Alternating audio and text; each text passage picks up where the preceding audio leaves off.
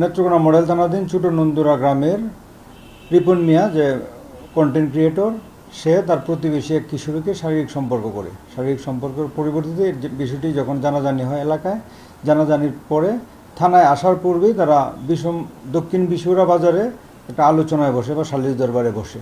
সালিশ দরবারে একটা সিদ্ধান্ত হয়। সিদ্ধান্ত যখন বাস্তবায়িত হয় না, তারপরে বিষয়টা এলাকায় সামাজিক যোগাযোগ মাধ্যমে ব্যাপক প্রচার হয়। এই প্রচারের প্রেক্ষিতে আমি তৎকালীন সময়ে 4/8/2026 তারিখে আমি আমার অফিসার ফোর্স সহ ইন্সপেক্টর তদন্ত সহ সবাই অভিযান পরিচালনা করি। কিন্তু আগের রাতেই যে ঘটনা ঘটাইছে মনির রিপন মিয়া, সে পলাতক হয়। তথাপিও আমরা একাধিক স্থানে অভিযান পরিচালনা করি তাকে গ্রেপ্তারের জন্য, এবং ভিকটিমের বাবা এবং ভিকটিমের মা এবং ভিকটিমকে আমরা মামলা দেওয়ার জন্য আমরা নিজেরা তাকে উদ্যোগী হয়ে থানায় নিয়ে আসি। আসার পরে ভিকটিমের বাবা বাদী হয়ে থানায় একটা লিখিত অভিযোগ দায়ের করে।